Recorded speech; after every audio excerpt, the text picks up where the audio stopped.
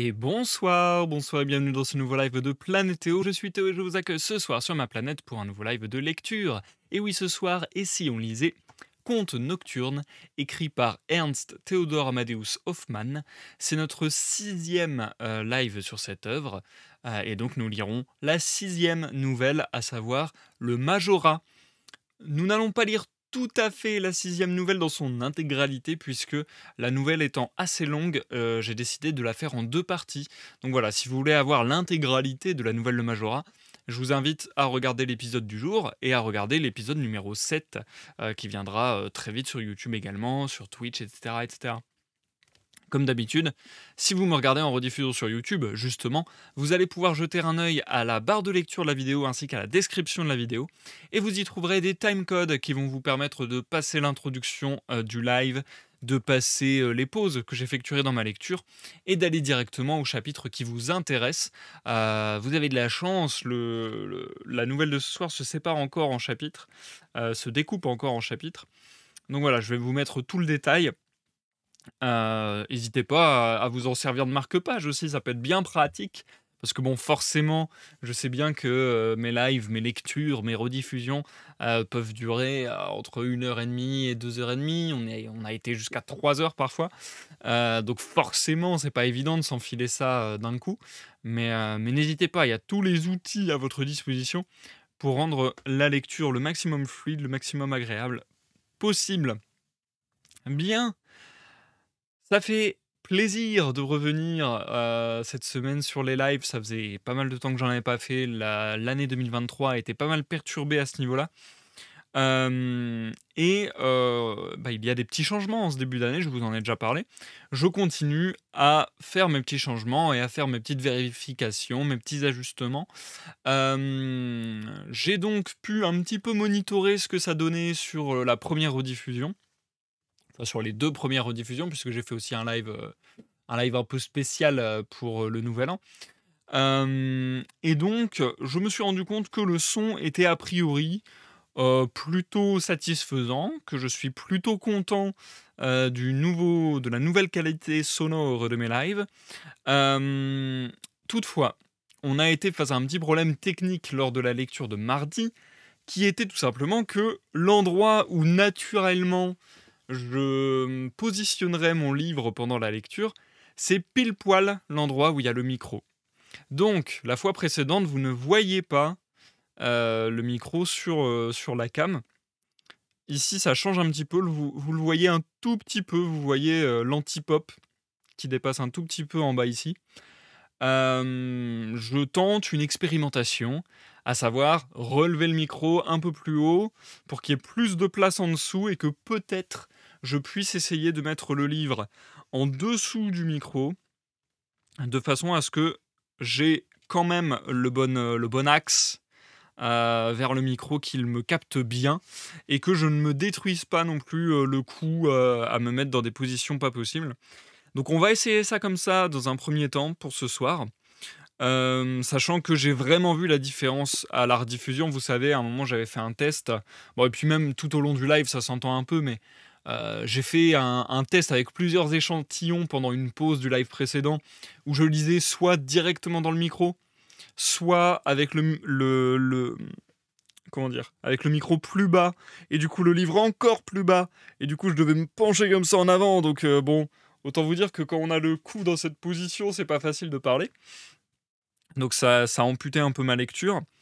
Après j'ai lu, pendant quasiment tout le live en faisant des droites-gauches selon la page que j'étais en train de lire, et en plus, ça s'est vérifié, en effet, pendant que je passais le livre devant, le micro, ça faisait un voile, en fait, on l'entendait.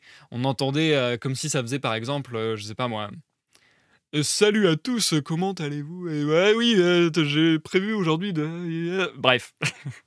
Donc du coup, ça faisait vraiment un voile, je l'entendais vraiment et je me dis: «Ah bah non, on peut pas avoir ce genre de soucis, sur les lives de lecture». Le but, c'était d'améliorer la qualité sonore, c'est pas de le dégrader, de la dégrader.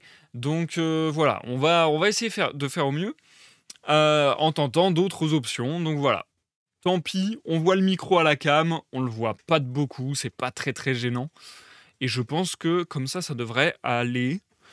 J'ai testé en off, j'avais l'impression que c'était à peu près correct, sachant qu'au pire, je changerai de position une fois de temps en temps quand même pour pas me ruiner la nuque ou les épaules ou le cou ou le dos parce que même quand j'étais comme ça un peu tourné de biais, mais en essayant d'avoir la bouche vraiment parfaitement alignée avec le micro, c'était aussi pas agréable. En fait, c'est ça le truc, c'est que vu que j'ai investi dans un micro de meilleure qualité, je trouve que on sent énormément la différence sonore aussitôt que je ne parle pas bien face au micro. Aussitôt que j'ai la bouche tournée comme ça, je trouve que ça s'entend à fond. Aussitôt que, là, je suis très en face, si je me décale comme ça, bah, je trouve que ça va s'entendre et cetera. Alors bon, c'est peut-être du détail, c'est peut-être, je suis peut-être un petit peu chipoteur, mais j'essaie d'avoir la qualité sonore bah, la meilleure possible. Donc voilà, j'essaie de passer un peu de temps là-dessus, quitte à me prendre un peu la tête. Voili voilou. Sinon, comme j'avais prévenu la dernière fois, n'hésitez pas, surtout pas, à me faire des retours sur cette nouvelle qualité sonore, à me dire si elle vous perturbe, si elle vous plaît, si il y a un effet précisément qui vous déplaît ou qui vous plaît particulièrement, pourquoi pas. Si vous arrivez à, à bien cibler, ça serait vraiment cool parce que ça m'aidera. Par exemple, je sais pas moi, si vous êtes vraiment de l'avis que les graves, on les entend pas bien ou les aigus, on les entend trop fort, que sais-je. Ça pourrait être vraiment très très très très cool. Si tout est bon pour vous, n'hésitez pas non plus à le communiquer parce que ça me rassurera. Et du coup, ce que je vais faire, c'est que, comme annoncé, je vais garder ces réglages-là, je pense au moins sur, on va dire 2, 3, 4 semaines, quelque chose comme ça, qu'on ait un peu de recul. Et puis, dans 3, 4 semaines, éventuellement, je ferai, des ajustements si besoin est. Parce que voilà, je pense qu'il y a aussi une phase d'habituation, à l'oreille, tout simplement. Je suis habitué à mon ancien micro depuis des années, donc je pense que ça va jouer un petit peu. Aucun rapport, mais je pense à ça et ça me fait rire. Vous avez vu, le teasing pour, Arcane saison 2 qui arrive en novembre? C'est trop drôle parce que du coup, j'ai fait, bah, justement à l'occasion du nouvel an, j'ai fait une émission où je vous parlais des sorties culturelles de 2024 qui m'intéressaient, que j'attendais. Et c'est drôle parce que j'ai l'impression que toutes les choses que j'ai spécifiées donnent un petit peu des news.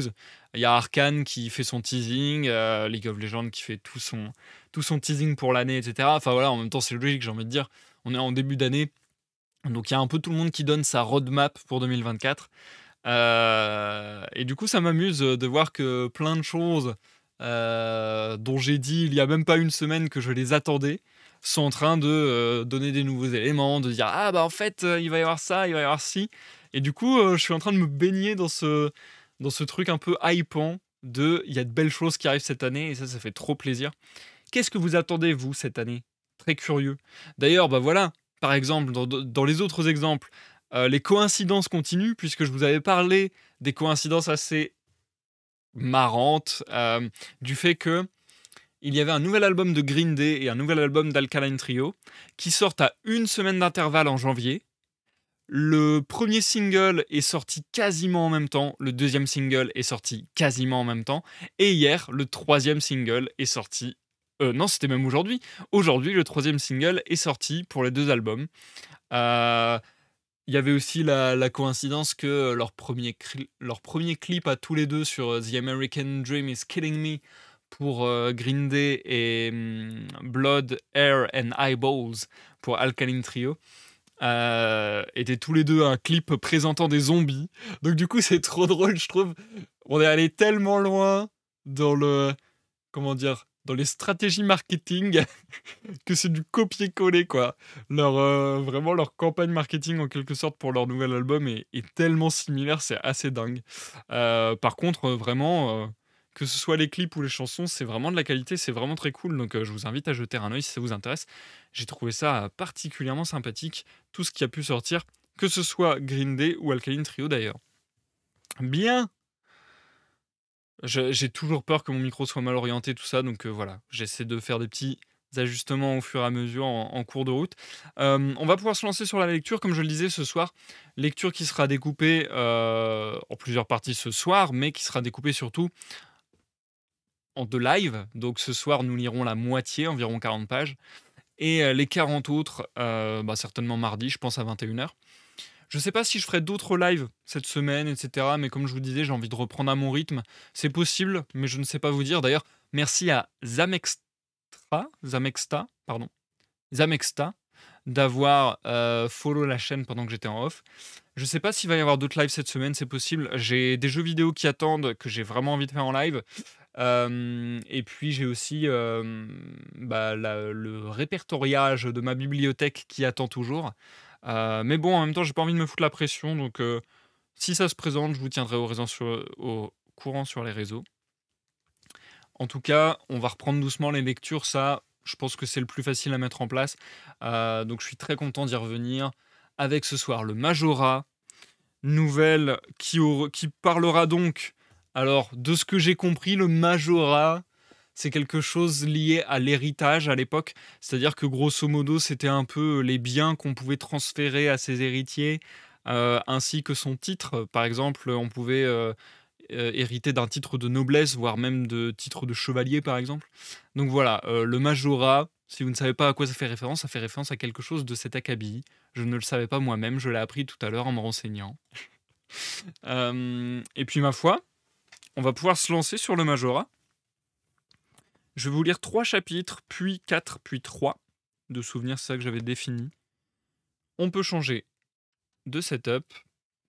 Et je vous souhaite de passer un agréable moment en ma compagnie, chers amis. Santé à tous et à toutes.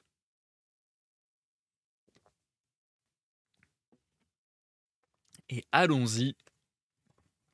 Allons-y, Alonso. Je vais essayer de faire ça bien. Je me mets un stress pas possible. Allez.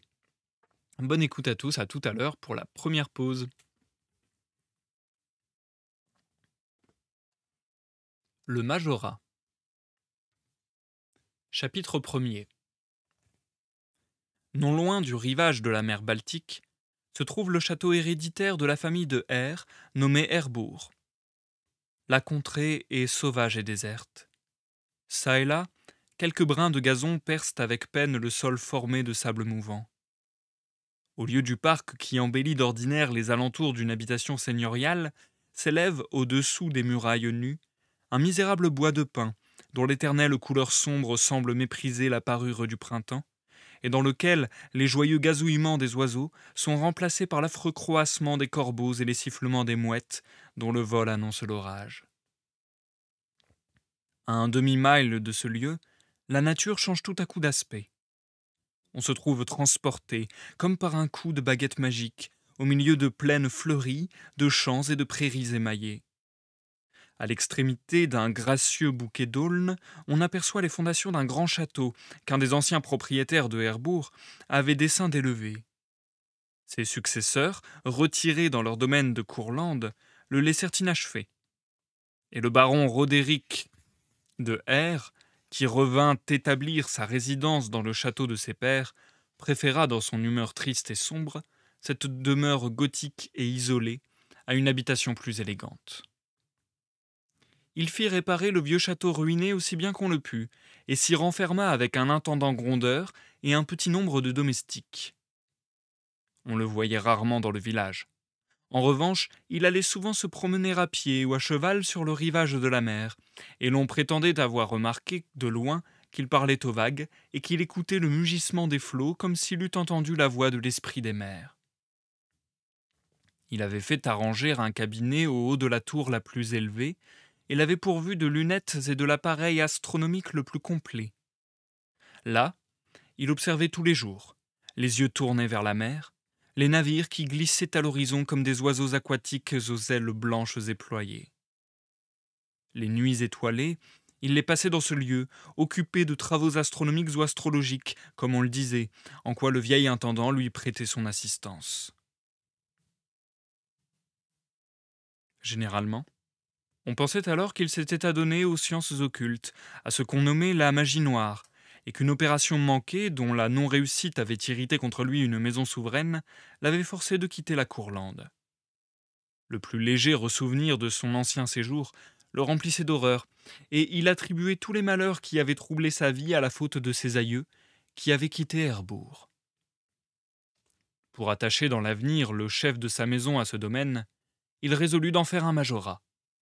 Le souverain y consentit d'autant plus volontiers qu'il retenait par là dans le royaume une noble et riche famille, dont les membres s'étaient déjà répandus dans les pays étrangers. Cependant, ni le fils du baron nommé Hubert, ni le seigneur du majorat, qui portait le nom de Roderick comme son père et son grand-père, ne demeurèrent habituellement au château. Ils passaient leur vie en Courlande. Il semblait qu'ils redoutassent plus que leurs ancêtres la solitude effrayante de Herbourg. Le baron Roderick avait 2 tantes, 2 vieilles filles, sœurs de son père, à qui, dans leur pauvreté, il avait accordé un asile. Elles habitaient, avec une servante âgée, un petit appartement bien chaud, dans une aile latérale. Et outre ces personnes et un cuisinier qui vivaient dans les caves où se préparait les mets, on ne rencontrait dans les vastes salles et dans les longs corridors du bâtiment principal qu'un vieux garde-chasse exténué qui remplissait l'office d'intendant. Les autres domestiques demeuraient dans le village, chez l'inspecteur du domaine. Mais, dans l'arrière-saison, lorsque les premières neiges commençaient à tomber, et que le temps de la chasse aux loups et aux sangliers était arrivé, le vieux château, mort et abandonné, prenait une vie nouvelle. Alors arrivait de Courlande le baron Roderick avec sa femme, accompagné de parents, d'amis et de nombreux équipages de chasse.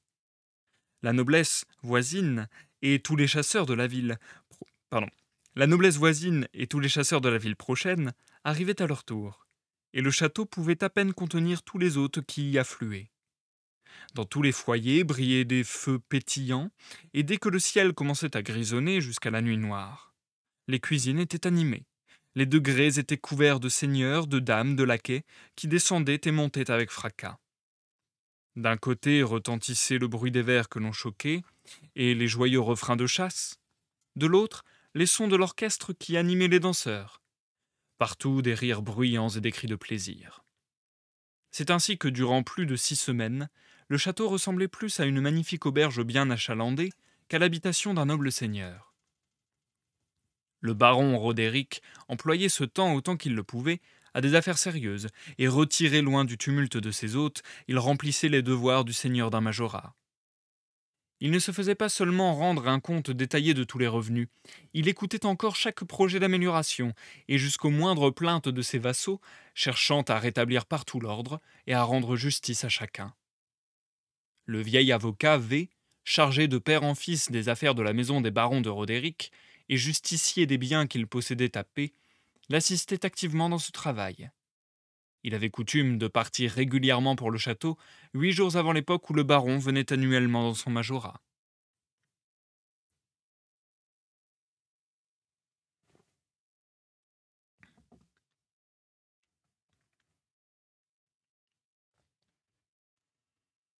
Chapitre 2.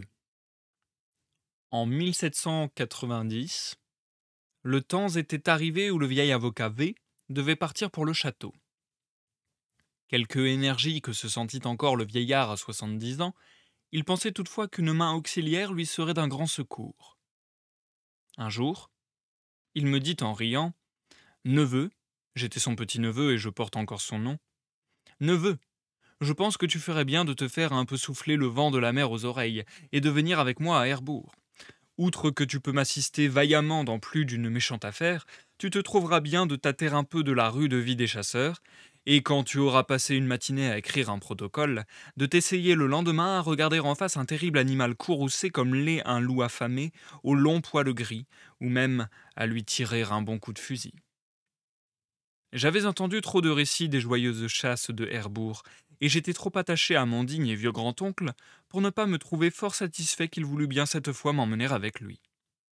Déjà passablement initié au genre d'affaires qu'il avait à conduire, je lui promis de lui épargner une grande partie de ses travaux.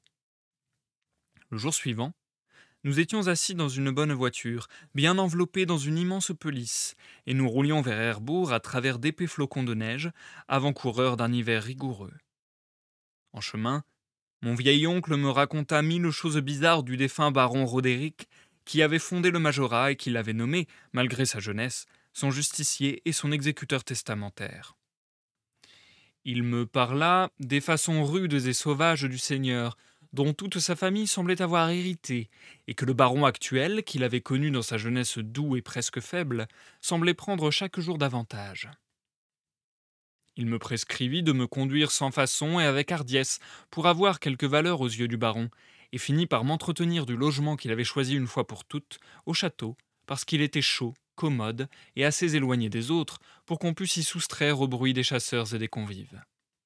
Dans 2 petites chambres garnies de bonnes tapisseries, tout auprès de la grande salle d'audience et vis-à-vis de l'appartement des 2 vieilles demoiselles, c'est là que mon oncle établissait chaque fois sa résidence. Enfin, après un voyage aussi rapide que pénible, nous arrivâmes par une nuit obscure à Herbourg. Nous passâmes à travers le village. C'était un dimanche. La maison de l'inspecteur du domaine était éclairée du haut en bas. On voyait sauter les danseurs et on entendait le son des violons. Le château où nous nous rendîmes ne nous parut que plus sombre et plus désert. Le vent de la mer arrivait jusqu'à nous comme de longs gémissements, et les pins courbés rendaient des sons lugubres. Les hautes murailles noircies s'élevaient devant nous du fond d'un abîme de neige. Nous nous arrêtâmes devant la porte principale qui était fermée. Mais les cris, les claquements du fouet, les coups de marteau redoublés, tout fut inutile. Un silence profond régnait dans l'édifice, et on n'y apercevait aucune lumière. Mon vieil oncle fit entendre sa voix forte et retentissante. « François, François, où restez-vous donc? Au diable, remuez-vous! Nous gelons à cette porte. La neige nous coupe le visage. Que diable, remuez-vous! » Un chien se mit à gronder. Une lumière vacillante parut dans une salle basse. Elle traversa plusieurs fenêtres. Un bruit de clés se fit entendre, et les lourdes portes crièrent sur leurs gonds. « Eh, soyez le bienvenu, 1000 fois le bienvenu, monsieur le justicier. Voilà un bien triste temps. » Ainsi parla le vieux François, en élevant sa lanterne de manière à ce que toute la lumière tombât sur son visage éraillé, auquel il s'efforçait de donner une expression joviale. La voiture entra dans la cour. Nous descendîmes. Et j'aperçus alors distinctement l'ensemble du vieux domestique. Enseveli dans une large livrée à la vieille mode, singulièrement garnie de galons, 2 boucles grises descendaient sur un front blanc et large. Le bas de son visage avait la couleur robuste du chasseur, et en dépit de ses muscles saillants et de la dureté de ses traits, une expression de bonhomie un peu niaise paraissait dans ses yeux, et surtout dans sa bouche. « Allons, mon vieux François !» dit mon oncle en secouant sur le pavé de la grande salle la neige qui couvrait sa pelisse. « Allons, tout est-il prêt? Les tapisseries de ma chambre ont-elles été battues? Les lits sont-ils dressés? A-t-on bien balayé et bien nettoyé hier et aujourd'hui ?»« Non, » répondit François fort tranquillement. « Non, monsieur le justicier, tout cela n'a pas été fait. »« Mon Dieu !» s'écria mon oncle. « J'ai cependant écrit à temps, j'arrive juste à la date que j'ai indiquée, et je suis sûr que ces chambres sont glacées. »« Oui, monsieur le justicier, » reprit François en retranchant soigneusement, à l'aide de ciseaux, un énorme lumignon qui s'était formé à l'extrémité de la mèche de la chandelle et en l'écrasant sous son pied. « Voyez-vous, nous aurions eu beau chauffer, à quoi cela... Voyez-vous, nous aurions eu beau chauffer, à quoi cela nous eût-il servi, puisque le vent et la neige entrent très bien par les vitres cassées que... »« Quoi ?» s'écria mon grand-oncle en l'interrompant et en entr'ouvrant sa pelisse pour mieux croiser les bras. « Quoi ? Les fenêtres sont brisées, et vous, l'intendant de la maison, vous ne les avez pas fait réparer ?»« Non, monsieur le justicier, » continua le vieillard avec le même calme, « parce qu'on ne peut pas bien entrer à cause des décombres et des pierres qui sont dans les chambres. »« Et comment ? 1000 millions de diables, comment se trouve-t-il des pierres et des décombres dans ma chambre ?» s'écria mon oncle. « À l'accomplissement de tous vos souhaits, mon jeune maître, » s'écria François, en s'inclinant poliment au moment où j'éternuais, et il ajouta aussitôt. « Ce sont les pierres et le plâtre du gros mur qui sont tombés pendant le grand ébranlement. »« Vous avez donc eu un tremblement de terre ?» s'écria mon oncle hors de lui. « Non, monsieur le justicier, » répondit le vieux domestique avec une espèce de sourire. « Mais il y a 3 jours, la voûte de la salle d'audience est tombée avec un bruit épouvantable. »« Que le diable emporte !» Le grand-oncle, violent et irritable qu'il était, se disposait à lâcher un gros juron. Mais levant le bras droit et relevant son bonnet de renard, il se retint et retourna vers moi en éclatant de rire. « Vraiment, me dit-il, Il ne faut plus que nous fassions de questions, car nous ne tarderions pas à apprendre que le château tout entier s'est écroulé. Mais, continua-t-il en se tournant vers le vieux domestique, mais François, ne pouviez-vous pas être assez avisé pour me faire préparer et chauffer un autre appartement? Ne pouviez-vous pas arranger promptement une salle pour les audiences? Tout cela a été fait, dit le vieux François en montrant l'escalier d'un air satisfait et en commençant à monter les degrés. Mais voyez donc cet original, s'écria mon oncle en le suivant. Il se mit à marcher le long de quelques grands corridors voûtés, sa lumière vacillante jetait une singulière clarté dans les épaisses ténèbres qui y régnaient. Des colonnes, des chapiteaux, de sombres arcades se montraient dans les airs sous des formes fugitives. Nos ombres gigantesques marchaient auprès de nous, et ces merveilleuses figures qui se glissaient sur les murailles semblaient fuir en tremblant, et leur voix retentir sous les voûtes avec le bruit de nos pas. Enfin, après nous avoir fait traverser une suite de chambres froides et démeublées, François ouvrit une salle où la flamme qui s'élevait dans la cheminée nous salua d'un pétillement hospitalier. Je me trouvais à mon aise dès que j'entrai dans cette chambre. Pour mon oncle, il s'arrêta au milieu de la salle, regarda tout autour de lui, et dit d'un ton grave et presque solennel « C'est donc ici qu'on rendra la justice. » François, élevant son flambeau de manière à éclairer un blanc carré de mur où s'était sans doute trouvée une porte, dit d'une voix sombre et douloureuse « On a déjà rendu justice ici. »« Quelle idée vous revient là, mon vieux camarade ?» s'écria mon oncle en se débarrassant de sa pelisse et en s'approchant du feu. « Cela m'est venu sans y penser, » dit François. Il alluma des bougies, ouvrit la chambre voisine qui avait été préparée pour nous recevoir. En peu d'instants, une table servie se trouva devant la cheminée. Le vieux domestique apporta des mets bien apprêtés, auxquels nous fîmes honneur, et une écuelle de punch brûlée à la véritable manière du Nord. Mon oncle, fatigué du voyage, gagna son lit dès qu'il eut soupé. La nouveauté, la singularité de ce lieu, le punch même, avait trop animé mes esprits pour que je pusse songer à dormir. François débarrassa la table, ranima le feu, et me laissa en me saluant amicalement. Chapitre 3. Je me trouvais donc seul dans la haute et vaste salle. La neige avait cessé de tomber, la tempête de mugir, et le disque de la lune brillait à travers les larges fenêtres cintrées et éclairait d'une manière magique tous les sombres recoins de cette singulière construction où ne pouvait pas pénétrer la clarté de ma bougie et celle du foyer. Comme on le voit souvent dans les vieux châteaux, les murailles et le plafond de la salle étaient décorés à l'ancienne manière, de peintures fantastiques et d'arabesques dorées.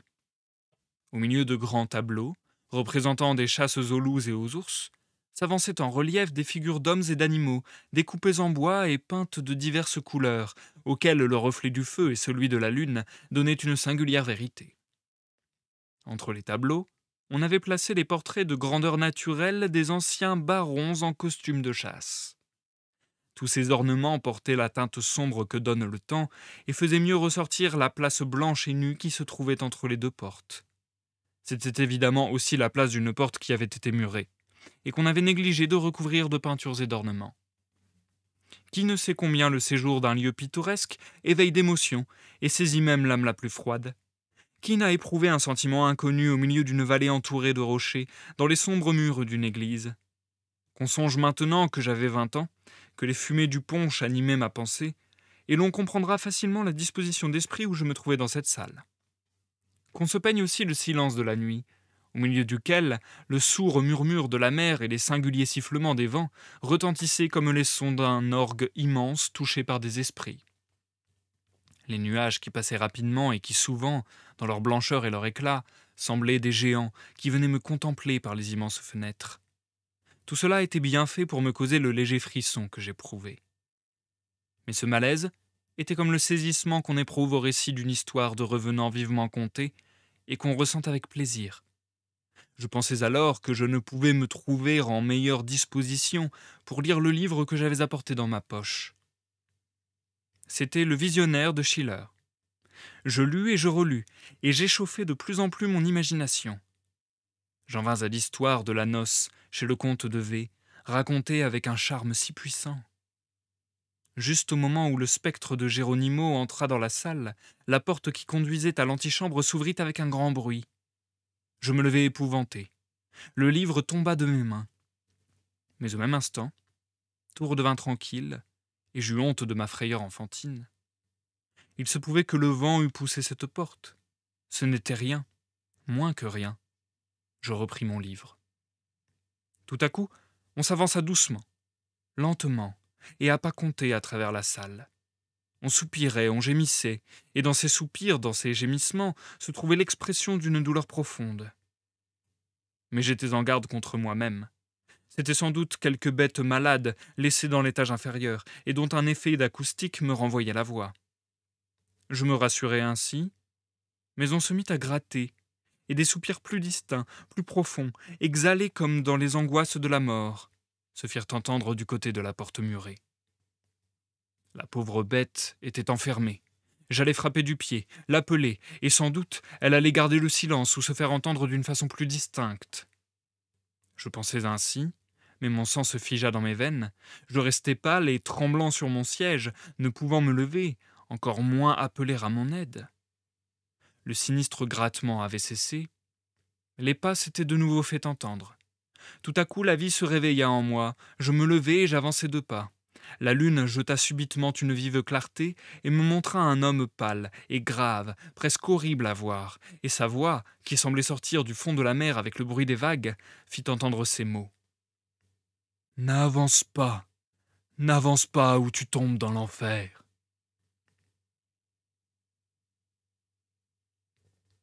La porte se referma avec le même bruit qu'auparavant. J'entendis distinctement des pas dans l'antichambre. On descendait les degrés. La grande porte du château roula sur ses gonds et se referma bientôt. Puis il se fit un bruit comme si on tirait un cheval de l'écurie et qu'on l'y fit aussitôt rentrer, puis tout redevint calme. J'entendis alors mon oncle s'agiter et se plaindre dans la chambre voisine. Cette circonstance me rendit toute ma raison. Je pris le flambeau et j'accourus auprès de lui. Le vieillard semblait se débattre avec un rêve funeste. « Réveillez-vous, réveillez-vous » m'écriai-je en le tirant doucement et en laissant tomber sur son visage la clarté du flambeau. Mon oncle poussa un cri sourd, ouvrit les yeux et me regarda d'un air glacial. « Tu as bien fait de m'éveiller, neveu, dit-il. J'avais un mauvais rêve. C'est la salle voisine et cette chambre qui en sont cause, car elles m'ont rappelé des choses singulières qui s'y sont passées. Mais maintenant, nous allons dormir bien tranquillement. » À ces mots, le vieillard se renfonça sous sa couverture et parut se rendormir. Lorsque j'eus éteint les bougies et que je fus dans mon lit, je l'entendis qui priait à voix basse. Et c'est la fin du chapitre 3. Nous marquons une courte pause, les amis.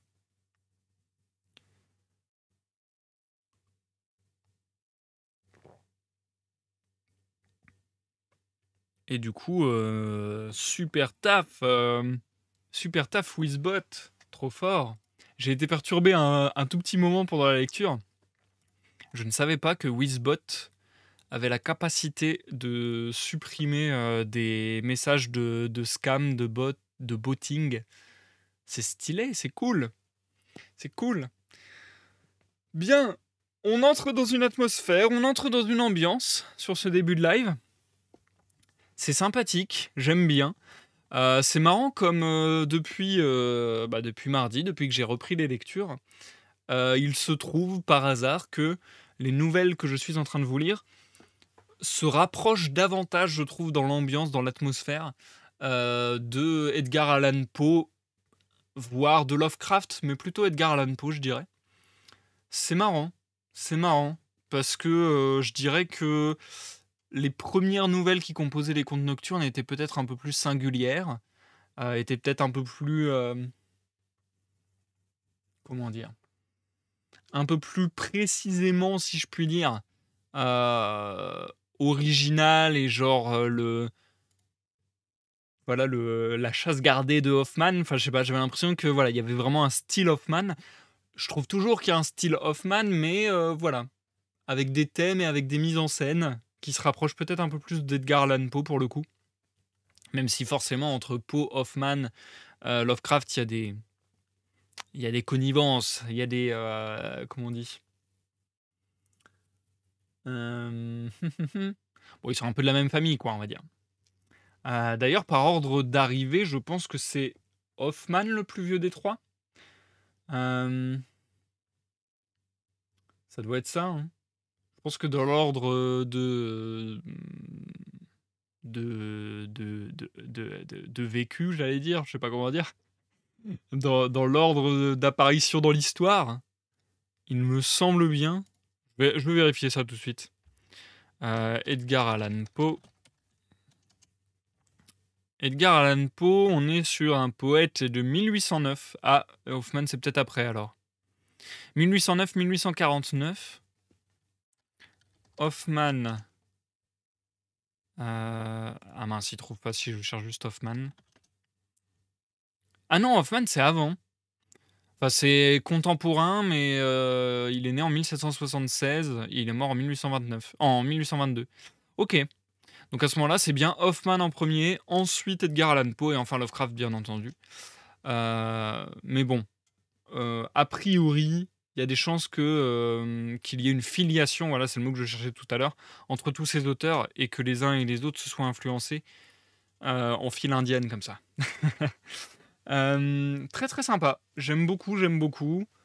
Il y a une petite ambiance bien cool. Il y a toujours cette dimension, l'air de rien, en tout cas dans la littérature que je lis, même en ayant lu encore une fois du Poe et du Lovecraft, je trouve que c'est assez rare dans un texte d'avoir texto des mentions de la magie noire, par exemple. Là, le fait que dès les premières pages, ça soit écrit vraiment textuellement Nania la magie noire, je suis en mode ok, cool, intéressant, qu'est-ce que ça va donner? Où est-ce que ça va partir? Et puis là, on est dans le, on est dans le récit de fantôme, quoi. Et il y a quelque chose de prenant. C'est assez rare finalement que je lise de la littérature où le fantastique est à la fois mystérieux et à la fois très frontal, entre guillemets. Enfin, j'aime bien qu'on dise les mots, j'aime bien qu'on dise les choses, avec quand même cette nuance du personnage, du narrateur enfin du narrateur et donc du personnage principal, non, je veux pas y croire, c'est pas possible, etc. Même si il y a plein de petits éléments qui se mettent en place petit à petit pour qu'on y croit justement. Donc très très cool de voir le narrateur, personnage principal, petit à petit perdre pied et ainsi de suite. Je pense que ça va être.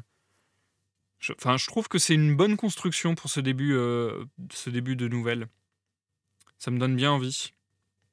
J'ai bien aimé aussi la petite remarque, c'est cool ça, parce que c'est presque du métatexte, quoi. Le narrateur qui dit vous savez, je commence à ressentir ce frisson qu'on ressent quand on lit des histoires qui font peur, etc. Avec à la fois la vraie frayeur que ça procure et à la fois le petit plaisir que ça peut procurer quand même. J'aime bien, c'est vraiment du métatexte, quoi. C'est vraiment une mise en abîme vachement sympathique. Et bah ça, c'est un truc qui marche toujours, hein, de toute façon. Mettre le lecteur dans la même position que son narrateur ou son personnage principal, bah voilà, aussitôt l'empathie se crée et du coup on ressent bien les émotions par lesquelles il peut passer. Donc ouais, pour le moment je trouve ça peut-être un peu plus classique que ses premières nouvelles. En même temps c'est pas forcément négatif, hein. Et puis, j'ai plein de notifs sur Discord, comment ça me...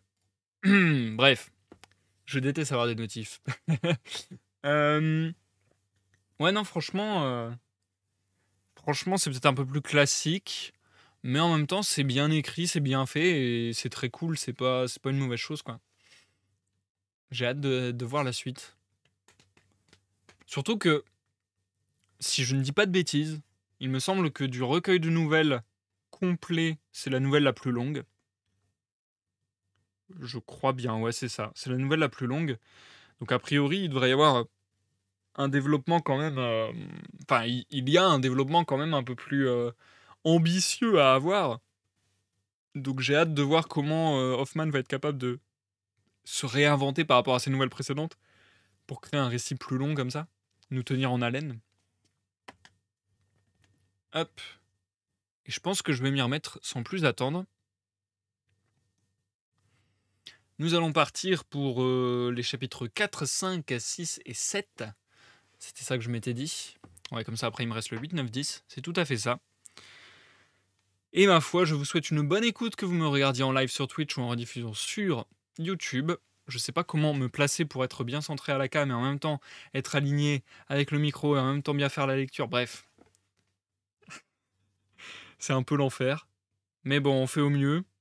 Bonne écoute à tous. À tout à l'heure pour la dernière pause de ce soir.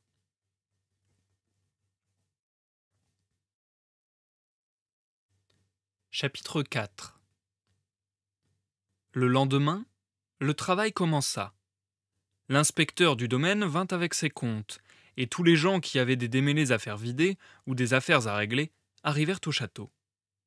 Dans l'après-midi, le grand-oncle m'emmena chez les deux vieilles baronnes pour leur présenter nos hommages dans toutes les règles. François nous annonça. Nous attendîmes quelque temps, et une petite maman courbée et vêtue de soie qui se donnait le titre de femme de chambre de leur grâce nous introduisit dans le sanctuaire. Nous y fûmes reçus avec un cérémonial comique par deux vieilles dames, costumées à la mode la plus gothique. J'excitai tout particulièrement leur surprise, lorsque mon oncle m'eut présenté comme un avocat qui venait l'assister, et je lus fort distinctement dans leurs traits qu'elles regardaient les affaires des vassaux de Herbourg comme fort hasardées en mes jeunes mains. En général, toute cette visite chez les deux vieilles dames eut quelque chose de ridicule, mais l'effroi de la nuit passée régnait encore dans mon âme, et je ne sais comment il advint que les deux vieilles baronnesses, avec leurs hautes et bizarres frisures, les rubans et les fleurs dont elles étaient attifées, me parurent effrayantes et presque surnaturelles. Je m'efforçai de lire sur leurs visages jaunes et flétris, dans leurs yeux creux et étincelants, sur leurs lèvres bleues et pincées, qu'elles vivaient en bonne intelligence avec les spectres du château et qu'elles se livraient peut-être aussi à des pratiques mystérieuses. Le grand-oncle, toujours jovial, engagea ironiquement les deux dames dans une conversation si embrouillée que, dans une toute autre disposition que celle où je me trouvais, j'eusse été fort embarrassé de réprimer un sourire. Quand nous nous retrouvâmes seuls dans notre appartement, mon oncle me dit « Mais, neveu, au nom du ciel, qu'as-tu donc? Tu ne parles pas, tu ne manges pas, tu ne bois pas. Es-tu malade? Ou te manque-t-il quelque chose ?» Je n'hésitai pas à lui raconter alors fort au long tout ce que j'avais ouï d'horrible dans la nuit. Je n'omis rien, pas même que j'avais bu beaucoup de punch et que j'avais lu le Visionnaire de Schiller. Je pense donc, ajoutai-je, que mon esprit échauffé a créé toutes ces apparitions qui n'existent qu'entre les parois de mon cerveau. Je croyais que mon grand-oncle allait se livrer à quelque folle plaisanterie sur mes apparitions. Mais nullement. Il devint fort grave, regarda longtemps le parquet, leva les yeux au plafond et me dit, l'œil animé d'un regard étincelant, « Je ne connais pas ton livre, neveu, mais ce n'est ni à lui ni au punch que tu dois cette aventure. Sache donc que j'ai rêvé moi-même tout ce que tu as vu. J'étais assis comme toi, dans mon rêve, 100 ans, sur le fauteuil, devant la cheminée où j'avais la même vision. J'ai vu entrer cet être étrange, je l'ai vu se glisser vers la porte murée, gratter la muraille avec tant de désespoir que le sang jaillissait de ses ongles. Puis descendre, tirer un cheval de l'écurie et l'y ramener.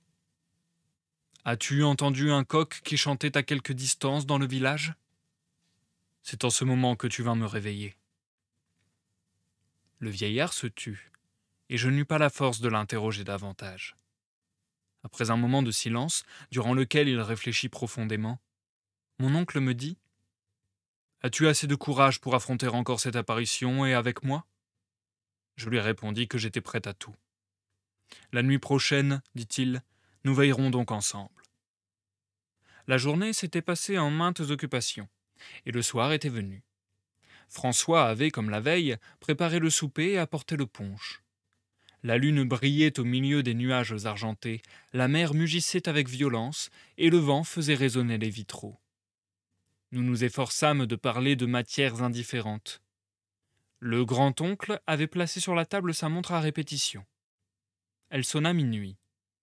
En même temps, la porte s'ouvrit avec le même bruit que la veille. Des pas mesurés retentirent dans la première salle. Les soupirs et les grattements se firent entendre. Mon oncle pâlit, mais ses yeux brillaient d'un feu inaccoutumé.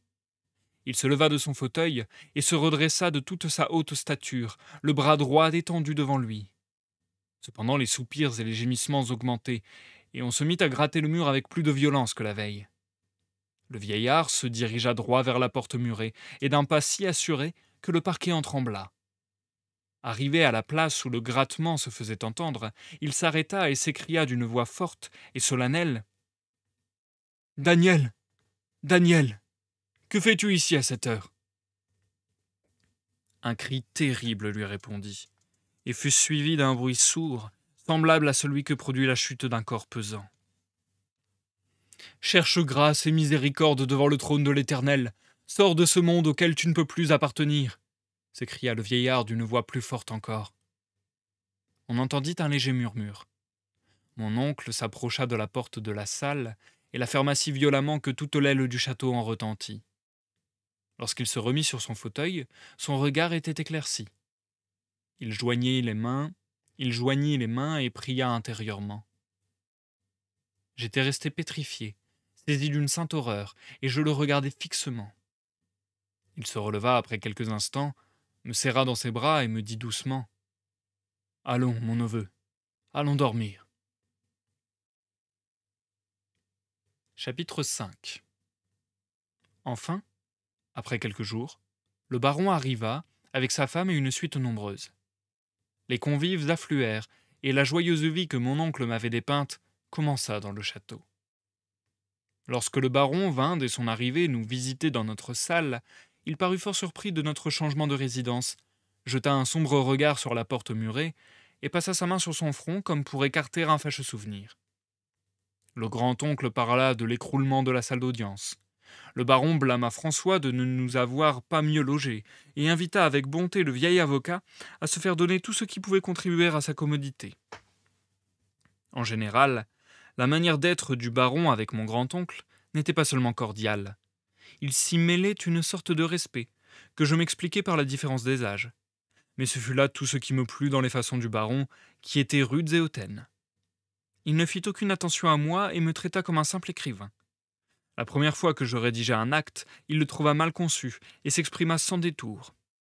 Mon sang bouillonna et je fus sur le point de répondre avec aigreur lorsque mon oncle, prenant la parole, assura que tout ce que je faisais était parfaitement en règle. Lorsque nous fûmes seuls, je me plaignis vivement du baron, dont les manières me repoussaient de plus en plus. « Crois-moi, neveu, me répondit-il, en dépit de ses manières, le baron est le meilleur des hommes. Ses façons ne lui sont venues, comme je te l'ai déjà dit, que depuis qu'il est seigneur du majorat. Autrefois c'était un jeune homme doux, modeste. Au reste, il n'est pas aussi rude que tu le fais, et je voudrais bien savoir pourquoi il te déplaît autant. » En disant ces mots, mon oncle sourit ironiquement, et le sang me monta au visage. En m'examinant bien, je ne pouvais me cacher que cette haine venait de l'amour, ou plutôt de l'admiration, que je portais à une créature qui me semblait la plus ravissante de celles que j'eusse jamais rencontrées sur la terre. Cette personne n'était autre que la baronne elle-même. Dès son arrivée, dès qu'elle avait traversé les appartements, enveloppée dans une pelisse de martre russe qui serrait étroitement sa taille, la tête couverte d'un riche voile, elle avait produit sur mon âme l'impression la plus profonde. La présence même des deux vieilles tantes, vêtues plus bizarrement que jamais, avec de grandes fontanges, la saluant cérémonieusement à force de compliments en mauvais français, auxquels la baronne répondait par quelques mots allemands, tandis qu'elle s'adressait à ces gens en pur dialecte courlandais. Tout donnait à son apparition un aspect encore plus piquant. Elle me semblait un ange de lumière, dont la venue devait chasser les esprits de la nuit. L'image de cette femme charmante était sans cesse devant mes yeux. Elle avait à peine 19 ans. Son visage, aussi délicat que sa taille, portait l'empreinte de la bonté, mais c'était surtout dans le regard de ses yeux noirs que régnait un charme indéfinissable. Un rayon humide s'y balançait, comme l'expression d'un douloureux désir. Souvent, elle était perdue en elle-même, et de sombres nuages rembrunissaient ses traits. Elle semblait prévoir un avenir sinistre, et sa mélancolie la rendait encore plus belle. Le lendemain de l'arrivée du baron, la société se rassembla pour déjeuner. Mon oncle me présenta à la baronne, et, dans mon trouble, je me comportai d'une manière si gauche que les vieilles tantes attribuèrent mon embarras au profond respect que je portais à la châtelaine et me firent mille caresses. Mais je ne voyais, je n'entendais que la baronne, et cependant je savais qu'il était aussi impossible de songer à mener une intrigue d'amour que d'aimer, comme un écolier ou comme un berger transi, une femme à la possession de laquelle je devais à jamais renoncer. Puiser l'amour dans ses regards, écouter sa voix séduisante et puis, loin d'elle, porter toujours son image dans mon cœur, c'est ce que je ne voulais et que je ne pouvais pas faire. J'y songeais tout le jour, la nuit entière, et dans mes extases, je m'écriais en soupirant « Séraphine, Séraphine !» Mes transports furent si vifs que mon oncle s'éveilla. « Neveu, me cria-t-il, je crois que tu rêves à haute voix. Dans le jour, tant qu'il te plaira, mais la nuit, laisse-moi dormir. » Je ne fus pas peu embarrassé d'avoir laissé échapper ce nom devant mon grand-oncle, qui avait bien remarqué mon trouble à l'arrivée de la baronne. Je craignais qu'il ne me poursuivît de ses sarcasmes. Mais le lendemain, en entrant dans la salle d'audience, il ne me dit que ces mots. « Que Dieu donne à chacun le bon sens de se conserver à sa place. » Puis il s'assit à la grande table et ajouta « Neveu, écris bien distinctement pour que je ne sois pas arrêté court en lisant tes actes. »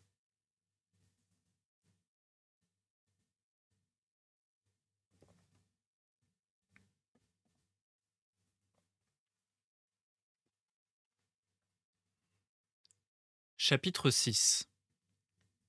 L'estime et le respect que le baron portait à mon vieux grand-oncle se montraient en toutes choses. C'est ainsi qu'il le forçait toujours de prendre la place d'honneur auprès de la baronne.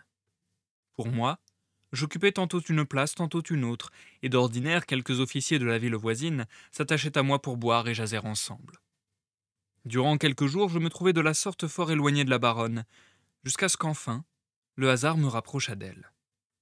Au moment où les portes de la salle à manger s'étaient ouvertes, la demoiselle de compagnie de la baronne, qui ne manquait ni de beauté ni d'esprit, se trouvait engagée avec moi dans une conversation qui semblait lui plaire. Conformément à l'usage, je lui donnai le bras, et je n'éprouvai pas peu de joie en la voyant prendre place auprès de la baronne, qui lui lança un coup d'œil amical. On peut imaginer que tout ce que je dis pendant le repas s'adressa moins à ma voisine qu'à sa maîtresse.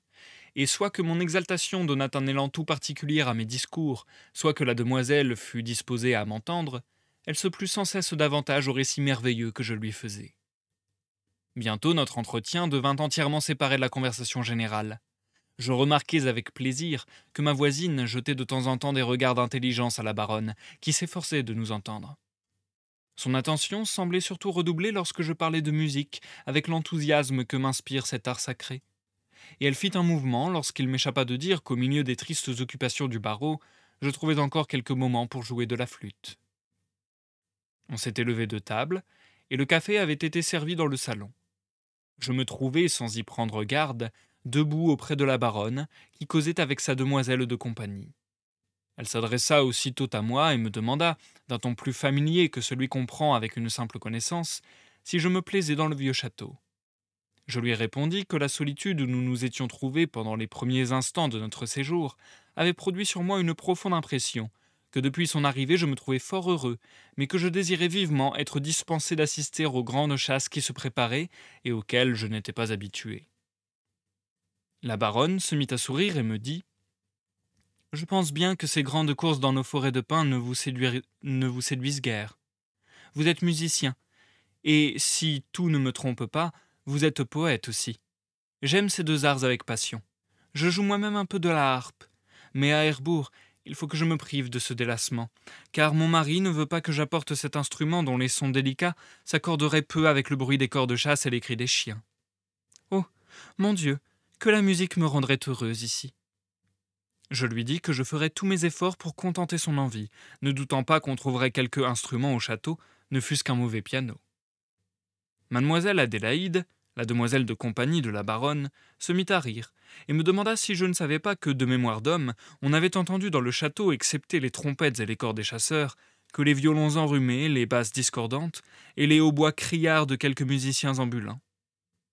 La baronne exprima de nouveau le vif désir de m'entendre faire de la musique, et toutes deux, elle et Adélaïde, proposèrent 1000 expédients pour se procurer un fortepiano. En ce moment, le vieux François traversa la salle. « Voilà celui qui sait conseil à tout, qui procure tout, même ce qui est inouï et impossible. À ces mots, mademoiselle Adélaïde l'appela. Et tandis qu'elle cherchait à lui faire comprendre de quoi il était question, la baronne écoutait, les mains jointes, la tête penchée en avant, regardant le vieux domestique avec un doux sourire. Elle ressemblait à un enfant qui voudrait déjà avoir dans ses mains le jouet qu'il désire. François, après avoir exposé à sa manière plusieurs causes qui semblaient s'opposer invinciblement à ce qu'on se procura, dans un bref délai, un instrument aussi rare, finit par se gratter le front en disant « Mais il y a dans le village la femme de l'inspecteur qui tape, avec diablement d'adresse, sur un petit orgue, tantôt à vous faire pleurer et tantôt à vous donner envie de danser une courante. »« Elle a un piano ?»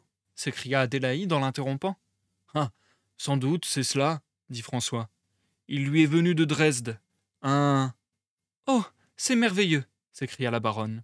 « Un bel instrument, » s'écria le vieux François, « mais un peu faible, car lorsque l'organiste a voulu jouer dessus, le cantique « Toutes mes volontés sont dans ta main, Seigneur », il l'a mis tout en pièces. De manière... Oh mon Dieu s'écrièrent à la fois la baronne et Adélaïde. De manière, continua François, qu'il en a coûté beaucoup d'argent pour l'envoyer réparer à Air. Mais il est revenu demanda Adélaïde avec impatience. Sans doute, mademoiselle, et l'inspectrice se fera un honneur de... Le baron vint à passer en cet instant.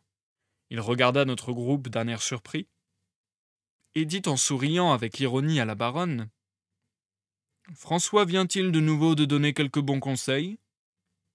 La baronne baissa les yeux en rougissant, et le vieux domestique se recula avec effroi, la tête levée et les bras pendants dans une attitude militaire. Les vieilles tantes se soulevèrent dans leurs jupes, lourdes et étoffées, et enlevèrent la baronne. Mademoiselle Adélaïde la suivit. J'étais resté comme frappé par un enchantement, éperdu de délices de pouvoir approcher de celle qui ravissait tout mon être, et irrité contre le baron, qui me semblait un despote devant qui tout le monde tremblait.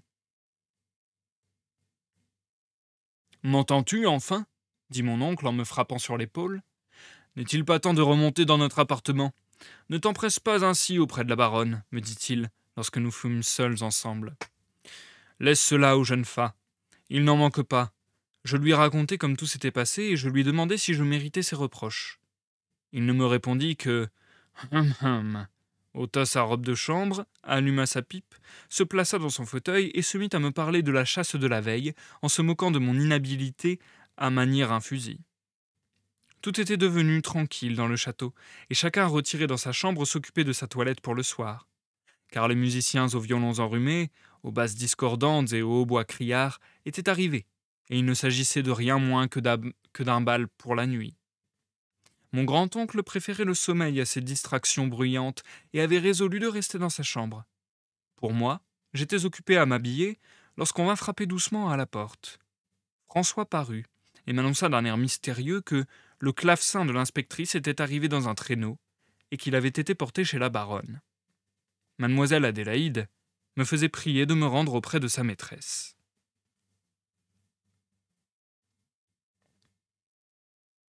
Chapitre 7. Avec quel battement de cœur, avec quel tressaillement j'ouvris la chambre où je devais la trouver. Mademoiselle Adélaïde vint joyeusement à ma rencontre.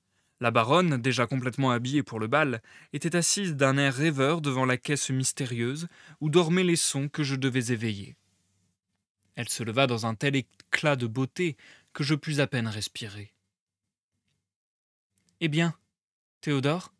Selon la bienveillante coutume du Nord qu'on retrouve au fond du Midi, elle nommait chacun par son prénom. « Eh bien, Théodore, me dit-elle, l'instrument est arrivé.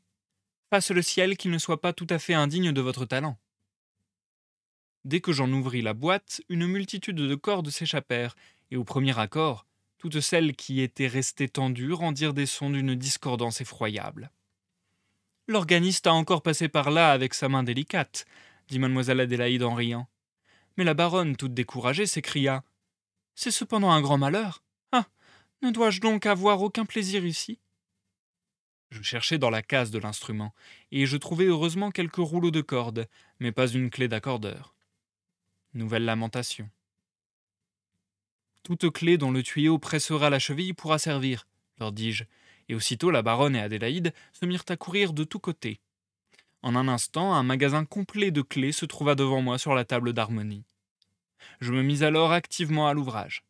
Mademoiselle Adélaïde et la baronne elle-même s'efforçaient de m'aider en essayant chaque clé tour à tour. En voici une qui s'ajuste. Elle va bien, s'écrièrent-elles avec transport.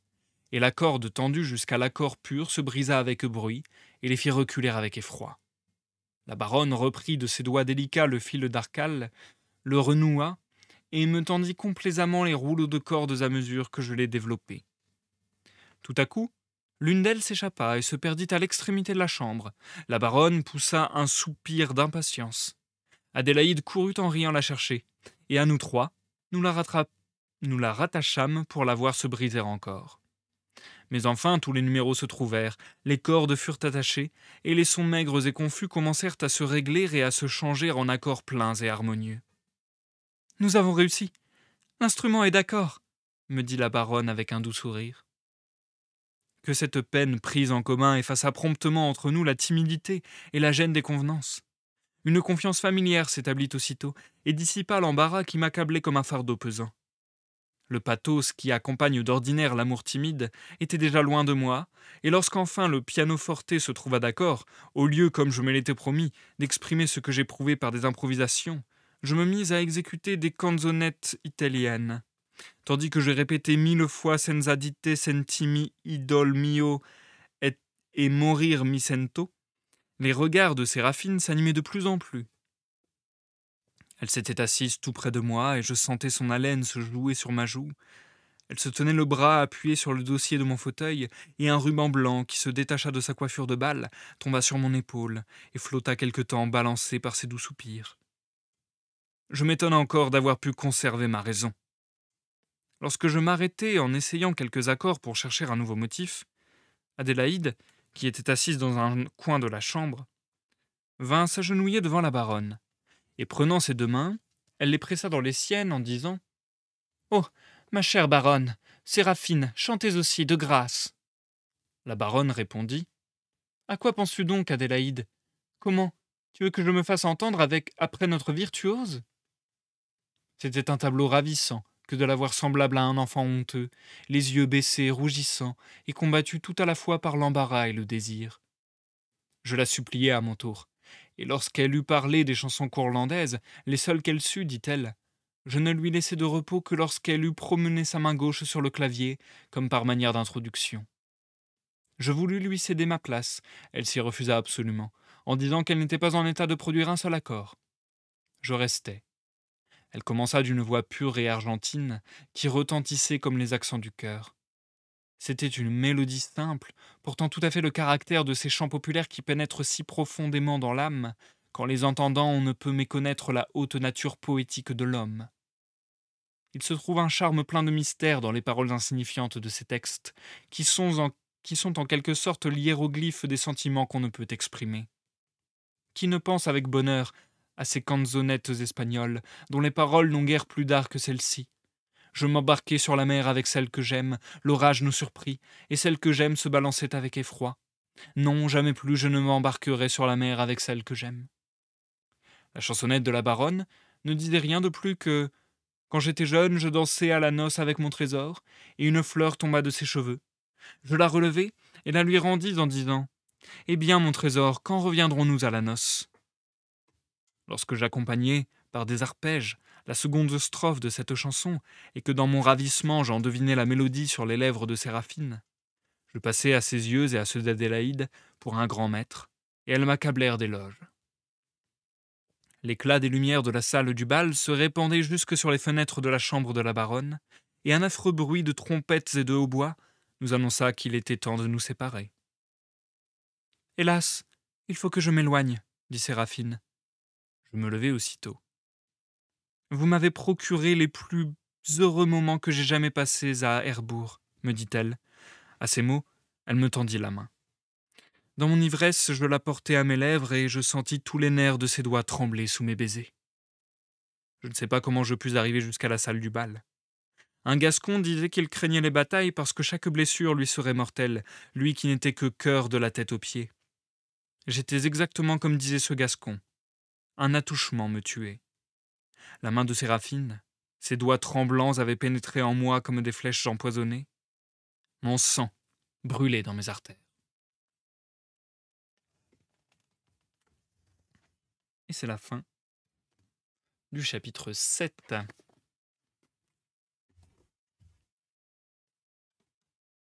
Nous marquons une courte pause, les amis.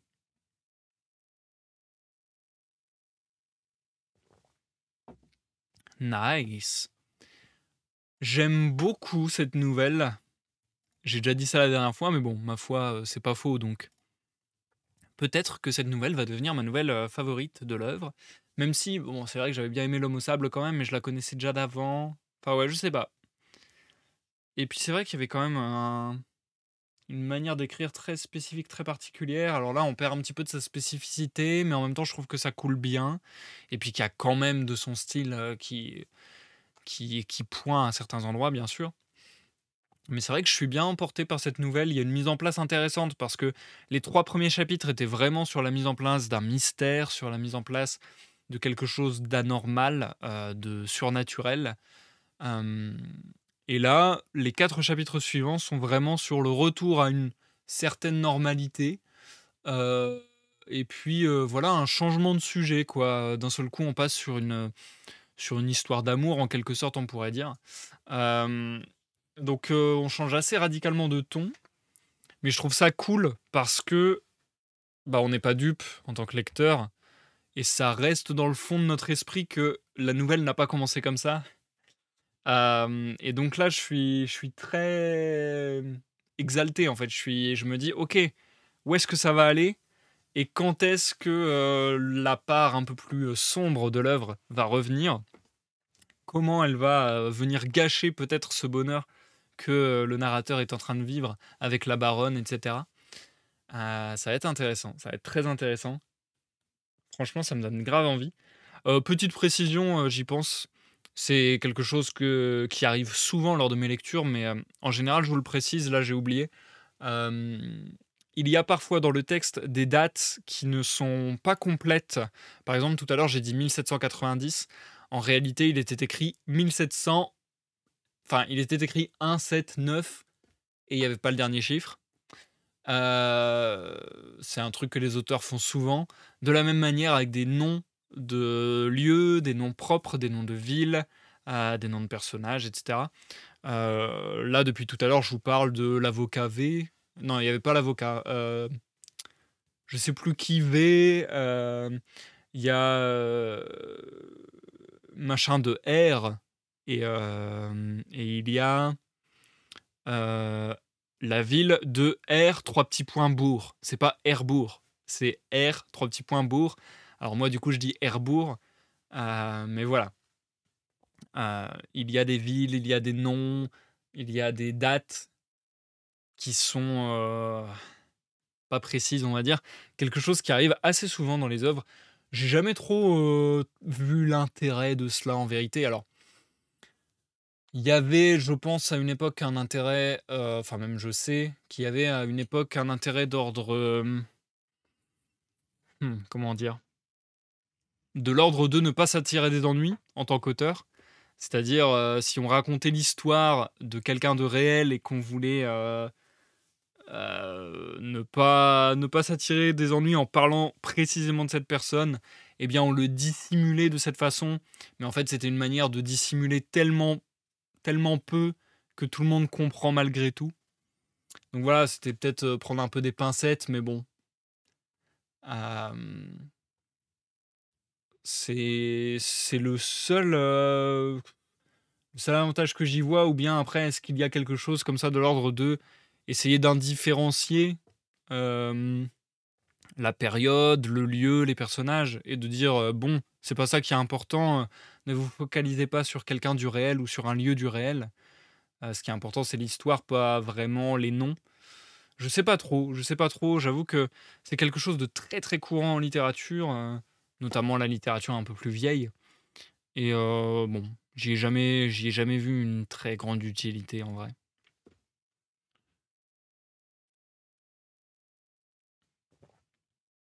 J'avais encore une chose à dire, j'ai zappé. Oui, chose intéressante à remarquer quand même, c'est la portée autobiographique.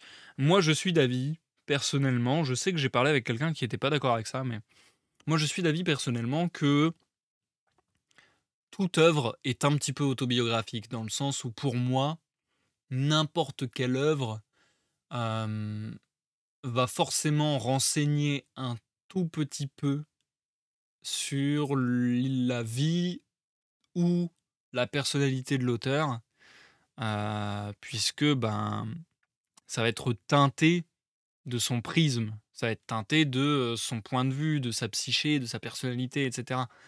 Donc pour moi, d'une certaine mesure, tout est autobiographique. Je ne enfin, entendez bien ce que je veux dire, quoi.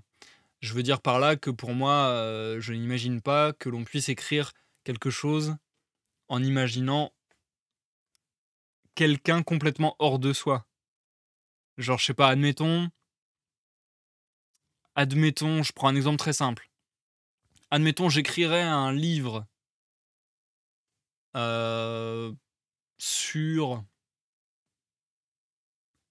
les pygmées, bah, ça ne demeurerait et puis même si le narrateur était un pygmée et même si, les personnages étaient des pygmées et cetera, ça ne resterait qu'une interprétation que j'en ai moi personnellement avec ce que j'en connais et ainsi de suite, des pygmées. Et même dans mon style, ça transparaîtrait que c'est mon style, que c'est ma manière de parler, que c'est ma manière de présenter les idées, de mettre en avant les thèmes et ainsi de suite. Bref, c'est en cela que je dis que pour moi toute œuvre est un peu autobiographique quelque part. Mais on peut remarquer de ci, de là, des œuvres où c'est un peu plus présent et force est de constater qu'avec avec Ernst Theodor Amadeus Hoffmann, eh bien, on le voit un petit peu puisque si je ne dis pas de bêtises, déjà dans la nouvelle, de mardi, La maison déserte et ce soir dans le Majora, il y a un personnage qui s'appelle Théodore. C'est quand même le deuxième prénom de l'auteur, donc c'est intéressant, qu'il se mette en narrateur, qu'il se mette en personnage principal. D'autant qu'il partage a priori des accointances, des des intérêts, avec, son personnage puisque, si je ne m'abuse, il me semble que Hoffmann était aussi, musicien et c'est pas pour rien du coup qu'il y a ces chapitres sur la musique, qu'il y a ces chapitres sur, l'exaltation que produit la musique et cetera. Je vais vous lire très brièvement parce que je sais qu'il avait un long CV le monsieur. Voilà. Ernst Theodor Amadeus Hoffmann était à la fois romancier, conteur, compositeur, dessinateur et juriste. Donc vraiment une casquette, assez large. Hem, Intéressant et du coup, il était de langue allemande, royaume de Prusse, il faisait partie du romantisme avec, les genres du fantastique, bien sûr. Mais, ouais, intéressant, enfin, c'est quelque chose qu'on voit de moins en moins. Je trouve ça dommage parce qu'en vrai, je trouve ça trop intéressant. Hem, Bah, des gens multicasquettes, quoi. La société a évolué de telle manière qu'on soit pas mal spécialisé sur un truc. Mais est-ce que, c'est pas hyper enrichissant d'être, multicasquette? Est-ce que quelque part, je dis n'importe quoi, mais certainement en fait, pour moi c'est même pas n'importe quoi. Pour moi certainement que, quelque part, sa formation de compositeur a influencé son travail de romancier, que, son travail de juriste a peut-être, influencé son travail de dessinateur. Je dis n'importe quoi, mais c'est possible en vrai. Hem En fait, toute activité que fait, quelqu'un influence toute la personne. Donc, en soi, c'est marrant de voir dans l'œuvre transparaître ça. La musique, qu'il utilise son propre nom, c'est pas rien. Hem Et puis même qu'il se permette parfois dans sa narration des commentaires sur, ce qu'il ressent presque physiquement. Par exemple, tout à l'heure, on parlait du frisson de lire une histoire qui fait peur et cetera. Il y a quand même un commentaire de l'auteur qui est intéressant.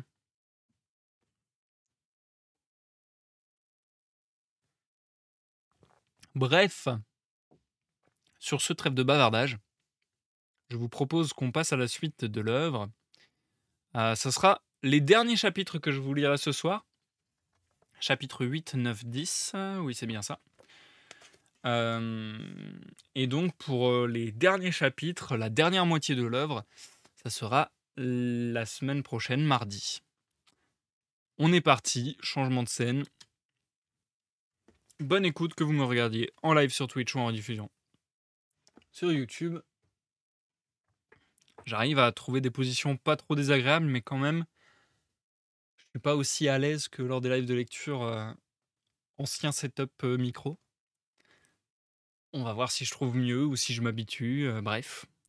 Je vais essayer de faire de mon mieux. Bonne écoute à tous. Chapitre 8. Sans précisément m'interroger, le grand-oncle fit si bien le lendemain que je lui racontai l'histoire de la veille. Alors, quittant l'air riant qu'il avait pris d'abord, il me dit du ton le plus grave : « Je t'en prie, mon neveu, résiste à la folie qui s'est emparée si puissamment de toi. Sais-tu bien que tes galanteries peuvent avoir des suites épouvantables ? Tu marches comme un insensé sur une glace fragile qui se brisera sous tes pas. Tu t'engloutiras, et je me garderai de te prêter la main pour te secourir, je t'en préviens.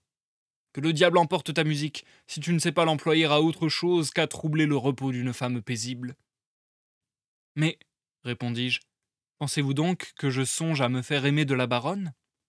Singe que tu es, si je le pensais, je te jetterais par cette fenêtre. » Le baron interrompit ce pénible colloque, et les affaires m'arrachèrent à mes rêveries. Dans le salon, la baronne m'adressait seulement quelques mots, mais il ne se passait pas de soirée sans que je reçusse un message de mademoiselle Adélaïde qui m'appelait auprès de Séraphine.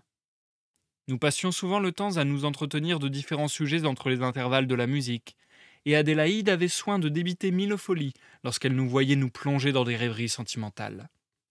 Je me convainquis dans ces entrevues que la baronne avait dans l'âme quelque chose d'extraordinaire, un sentiment funeste qu'elle ne pouvait surmonter ni dissimuler. Un jour, la baronne ne parut pas à table. On disait qu'elle était indisposée et qu'elle gardait la chambre. On demanda avec intérêt au baron si l'indisposition de sa femme était grave. Il se mit à rire d'une manière singulière et répondit : « C'est un léger rhume que lui a causé l'air de la mer, qui n'épargne guère les douces voix et qui ne souffre d'autre concert que les fanfares de chasse. » À ces mots, le baron me jeta un regard irrité. C'était évidemment à moi que s'adressaient ces paroles. Adélaïde, qui était assise auprès de moi, rougit extrêmement et me dit à voix basse, sans lever la tête : « Vous verrez encore aujourd'hui Séraphine, et vos chants adouciront ces mots. » Les paroles d'Adélaïde me frappèrent en ce moment. Il me sembla que j'avais une secrète intrigue d'amour qui ne pourrait se terminer que par un crime. Les avertissements de mon grand-oncle revinrent à ma pensée. Que devais-je faire ? Cesser de la voir. Cela ne se pouvait pas tant que je resterais au château, et je ne pouvais le quitter tout à coup. Hélas, je ne sentais que trop que je n'étais pas assez fort pour m'arracher aux rêves qui me berçaient de joies ineffables. Adélaïde me semblait presque une vulgaire entremetteuse. Je voulais la mépriser, et cependant je ne le pouvais pas. Qu'y avait-il donc de coupable entre Séraphine et moi ? Le repas s'acheva promptement, parce qu'on voulait chasser les loups qui s'étaient montrés dans les bois voisins. La chasse convenait parfaitement à la disposition d'esprit où je me trouvais, et je déclarai à mon oncle que j'allais me mettre de la partie. « C'est bien, » me dit-il en riant. « J'aime à te voir ainsi. Je reste, moi. Tu peux prendre mon fusil et mon couteau de chasse. C'est une arme sûre dont on a quelquefois besoin. » La partie du bois où les loups devaient se trouver fut cernée par les chasseurs. Le froid était excessif, le vent sifflait à travers les pins et me poussait la neige au visage. Je voyais à peine à 6 pas. Je quittai presque glacé la place que j'avais choisie et je cherchai un abri dans le bois. Là, je m'appuyai contre un arbre, mon fusil sous le bras. Bientôt j'oubliai la chasse, mes pensées me transportaient dans la chambre de Séraphine. Des coups de feu se firent entendre, et un loup d'une taille énorme parut devant moi. Je tirai. J'avais manqué l'animal, qui se précipita sur moi, les yeux étincelants. J'étais perdu. J'eus heureusement assez de sang-froid pour tirer mon couteau et le présenter au gosier de mon féroce ennemi. En un clin d'œil, je fus couvert de sang. Un des gardes du baron accourut vers moi en criant, et bientôt tous les autres chasseurs se rassemblèrent autour de nous. Le baron accourut aussi. « Au nom du ciel, vous saignez, me dit-il. Vous êtes blessé. » J'assurai que je ne l'étais pas. Le baron s'adressa alors au chasseur qui était arrivé le premier et l'accabla de reproches pour n'avoir pas tiré dès que j'avais manqué. Et bien que celui-ci s'excusât pour la rapidité de la course du loup qu'il n'avait pu suivre, le baron ne laissa pas que de s'emporter contre lui. Cependant, les chasseurs avaient relevé le loup mort. C'était un des plus grands animaux de son espèce, et l'on admira généralement mon courage et ma fermeté, bien que ma conduite me parût fort naturelle, et que je n'eusse nullement songé au danger que je courais. Le baron surtout me témoigna un intérêt extrême, et il ne pouvait se lasser de me demander les détails de cet événement. On revint au château. Le baron me tenait amicalement sous le bras. Il avait donné mon fusil à porter à un de ses gardes. Il parlait sans cesse de mon action héroïque, si bien que je finis par croire moi-même à mon héroïsme. Et perdant toute modestie, je pris sans façon l'attitude d'un homme de courage et de résolution. Dans le château, au coin du feu, près d'un bol de punch fumant, je fus encore le héros du jour. Car le baron seul avait tué un loup, et tous les autres chasseurs se virent forcés d'attribuer leur mésaventure à l'obscurité et à la neige. Je m'attendais aussi à recevoir des louanges de mon grand-oncle, et dans cette attente, je lui racontai mon aventure d'une façon passablement prolixe, n'oubliant pas de peindre avec de vives couleurs l'air féroce et sanguinaire du loup affamé. Mais mon grand-oncle se mit à me rire au nez et me dit « Dieu est fort dans les faibles ». Chapitre 9. Lorsque fatigué de boire et de parler, je me dirigeai vers mon appartement, je vis comme une figure légère qui s'avançait de ce côté, une lumière à la main. En approchant, je reconnus mademoiselle Adélaïde. « Ne faut-il pas errer comme un revenant pour vous rencontrer, mon brave chasseur de loups ?» me dit-elle à voix basse en saisissant ma main. Ce mot de revenant, prononcé en ce lieu, nous nous trouvions dans la salle d'audience, me fit tressaillir. Il me rappela la terrible nuit que j'y avais passée, et ce soir encore le vent de la mer gémissait comme les tuyaux d'un orgue, les vitraux tremblaient avec bruit, et la lune jetait sur les dalles une clarté blafarde. Mademoiselle Adélaïde, qui tenait ma main, sentit le froid glacial qui se glissait en moi. « Qu'avez-vous donc ?» me dit-elle. « Vous tremblez. » « Allons, je vais vous rappeler à la vie. Savez-vous bien que la baronne ne peut pas attendre le moment de vous voir? Elle ne veut pas croire que le loup ne vous a pas croqué, et elle se tourmente d'une manière incroyable. Eh, mon jeune ami, qu'avez-vous donc fait à Séraphine? Jamais je ne l'avais vue ainsi. Ah, comme votre pouls bat maintenant, comme ce beau jeune homme qui sont les morts se réveille tout à coup. Allons, venez bien doucement, nous allons chez la baronne. » Je me laissai entraîner en silence. La manière dont Adélaïde parlait de la baronne me semblait indigne d'elle, et j'étais furieux contre notre prétendue confidente. Lorsque j'entrai avec Adélaïde, la baronne fit 3 ou 4 pas au-devant de moi, en poussant un cri de satisfaction. Puis elle s'arrêta tout à coup au milieu de la chambre. J'osai prendre sa main et la baiser. La baronne la laissa reposer dans les miennes et me dit « Mais, mon Dieu, est-ce donc votre affaire d'aller combattre les loups? Ne savez-vous pas que les temps fabuleux d'Orphée et d'Amphion sont dès longtemps passés et que les bêtes féroces ont perdu tout respect pour les bons musiciens ?» Cette tournure plaisante que la baronne donna au vif intérêt qu'elle m'avait témoigné me rappela aussitôt au ton convenable que je pris avec tact. Je ne sais toutefois comment il se fit qu'au lieu d'aller m'asseoir devant le piano comme d'ordinaire, je pris place sur le canapé, auprès de la baronne. Ces paroles qu'elle me dit « Et comment vous êtes-vous tiré de ce danger ?» éloignèrent toute idée de musique. Lorsque je lui eus raconté mon aventure dans le bois et parlé de l'intérêt que le baron m'avait témoigné, elle s'écria, avec un accent presque douloureux. « Oh, que le baron doit vous paraître rude et emporté. Mais croyez-moi, ce n'est que dans ce château inhospitalier, au milieu de ces forêts, qu'il se montre si fougueux et si sombre. Une pensée l'occupe sans cesse. Il est persuadé qu'il doit arriver ici un événement funeste. Aussi votre aventure l'a-t-elle fortement frappé. Il ne voudrait pas voir le dernier de ses domestiques exposé au danger, encore moins un ami, et je sais que Gottlieb, qui n'est pas venu à votre secours, subira tout au moins la punition la plus humiliante pour un chasseur, et qu'on le verra à la prochaine chasse, à pied derrière les autres, avec un bâton à la main au lieu du fusil. Cette idée des dangers que court sans cesse le baron à la chasse trouble tous mes instants. C'est défier le démon. On raconte déjà tant de choses sinistres sur ce château, et sur notre aïeul qui a fondé le majorat. Et moi, Que n'ai-je pas à souffrir dans ma solitude, toujours abandonné dans ce château où le peuple croit voir des apparitions. Vous seul, mon ami, dans ce séjour, vous m'avez procuré, par votre part, quelques instants de bonheur. » Je parlais alors à la baronne de l'impression singulière que j'avais ressentie à mon arrivée au château, et soit que ma physionomie en dit plus que mes paroles, elle insista pour apprendre tout ce que j'avais éprouvé. Durant mon récit, elle joignit plusieurs fois les mains avec horreur. Elle s'écoutait avec un effroi toujours Elle m'écoutait avec un pardon. Elle m'écoutait avec un effroi toujours croissant, lorsque enfin je lui parlais du singulier grattement qui s'était fait entendre, et de la manière dont mon oncle l'avait fait cesser la nuit suivante. Elle poussa un cri de terreur, se rejeta en arrière et se cacha le visage de ses deux mains. Je remarquai alors qu'Adélaïde nous avait quittés.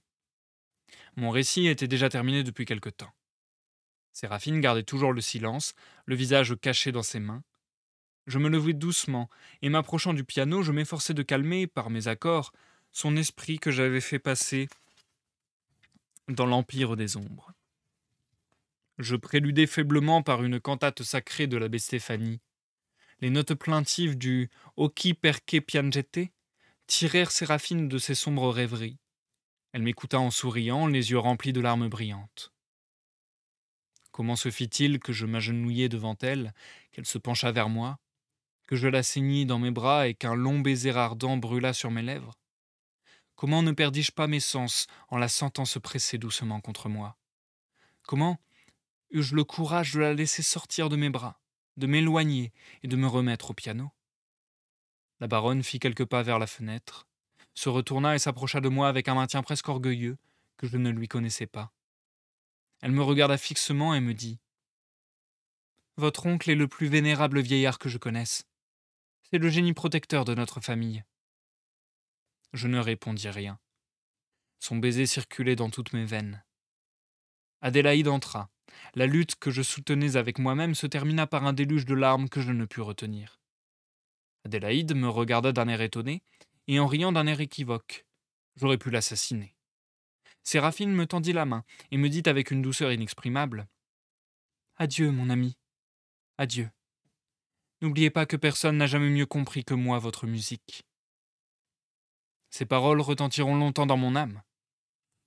Je murmurai quelques mots confus, et je courus à ma chambre.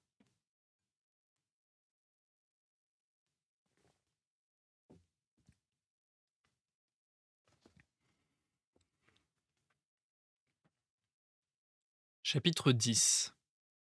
Mon oncle était déjà plongé dans le sommeil. Je restai dans la grande salle, je tombai sur mes genoux, je pleurai hautement, j'appelai Séraphine, bref, je m'abandonnai à toutes les extravagances d'un délire amoureux, et je ne revins à moi qu'en entendant mon oncle qui me criait: « Neveu, je crois que tu es fou, ou bien te bats-tu encore avec un loup ?» Je rentrai dans la chambre et je me couchai avec la ferme résolution de ne rêver que de Séraphine. Il était minuit à peu près, et j'étais à peine dans le premier sommeil, lorsqu'un bruit de portes et de voix éloignées me réveilla brusquement. J'écoutai, les pas se rapprochaient, la porte de la salle s'ouvrit, et bientôt on frappa à celle de notre chambre. « Qui est là ?» m'écriai-je. Une voix du dehors répondit: « Monsieur le justicier, levez-vous, levez-vous !» Je reconnus la voix de François et je lui demandai: « Le feu est-il au château ?»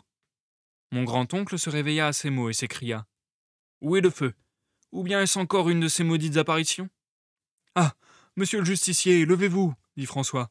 Levez-vous, monsieur le baron demande à vous voir. »« Que me veut le baron à cette heure ?» répondit mon oncle. « Ne sait-il pas que la justice se couche avec le justicier, et qu'elle dort aussi bien que lui ?»« Ah, monsieur le justicier, s'écria Françoise avec inquiétude. Levez-vous toujours, madame la baronne est bien malade. » Je poussai un cri de terreur. « Ouvre la porte à François, » me cria mon oncle. Je me levai en chancelant et j'errai dans la chambre sans trouver la porte. Il fallut que mon oncle m'assistât. Françoise entra pâle et défait et alluma les bougies. À peine étions-nous habillés que nous entendîmes la voix du baron qui criait dans la salle: « Puis-je vous parler, mon cher Hervé ?»« Pourquoi t'es-tu habillé, neveu ? Le baron ne demande que moi, » dit le vieillard au moment de sortir. « Il faut que je descende, que je la voie. Et puis que je meure, dis-je d'une voix sourde. Ah ah, tu as raison, mon neveu. En disant ces mots, le vieillard me repoussa si violemment la porte au visage que les gonds en retentirent, et il la ferma extérieurement.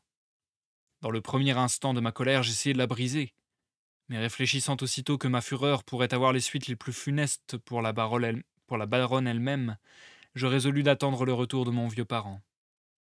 Je l'entendis parler avec chaleur au baron, j'entendis plusieurs fois prononcer mon nom, mais je ne pus rien comprendre. Ma situation me paraissait mortelle. Enfin, j'entendis appeler le baron, qui s'éloigna aussitôt. Mon oncle entra dans sa chambre. « Elle est morte !» m'écriai-je en me précipitant au-devant de lui.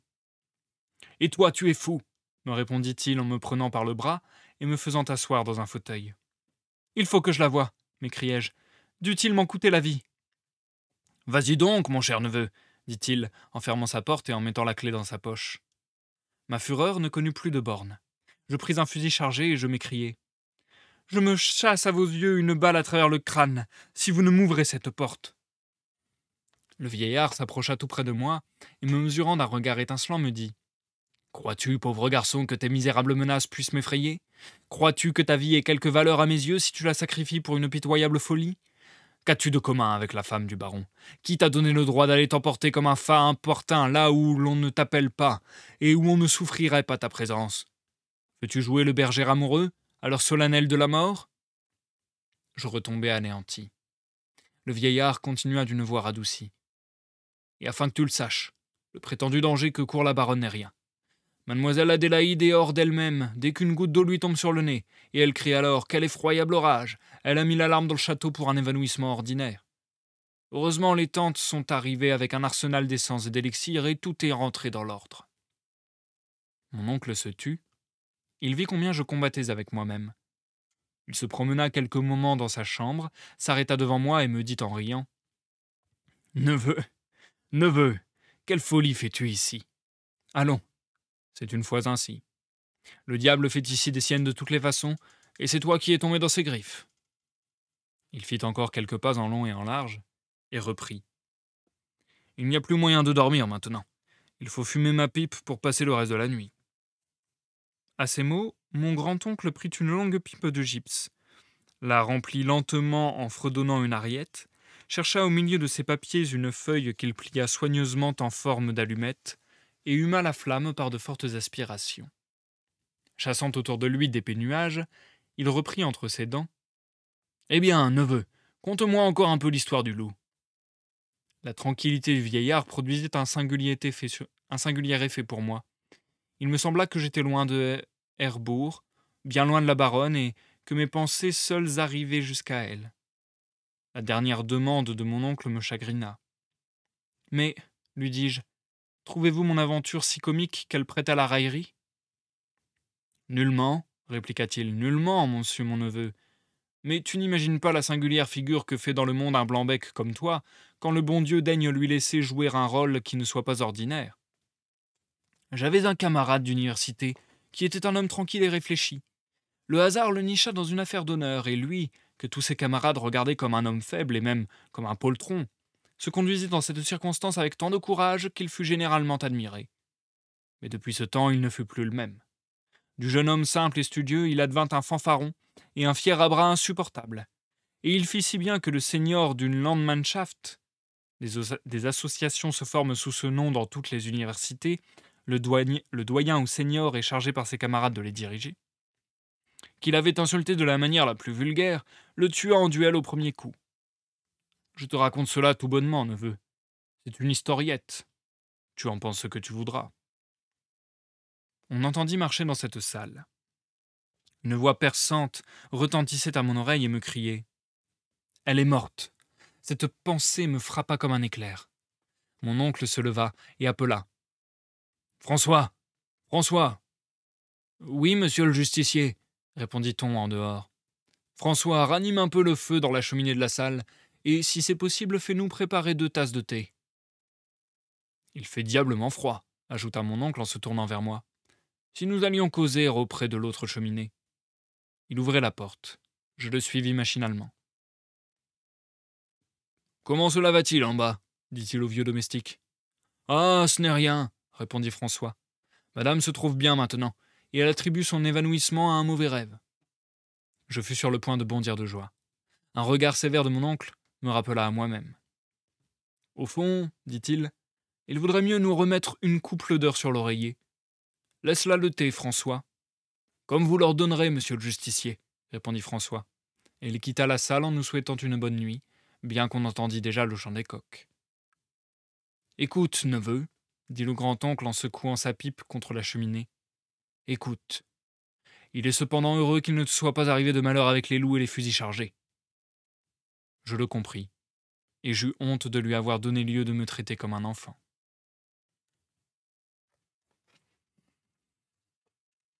Et c'est la fin du chapitre 10. Ça sera donc également la fin de la lecture pour aujourd'hui. Nous passons à l'outro du live, les amis. Et donc, comme je le disais en amont, nous avons lu la moitié ce soir. Nous lirons l'autre moitié certainement mardi à 21h, je pense.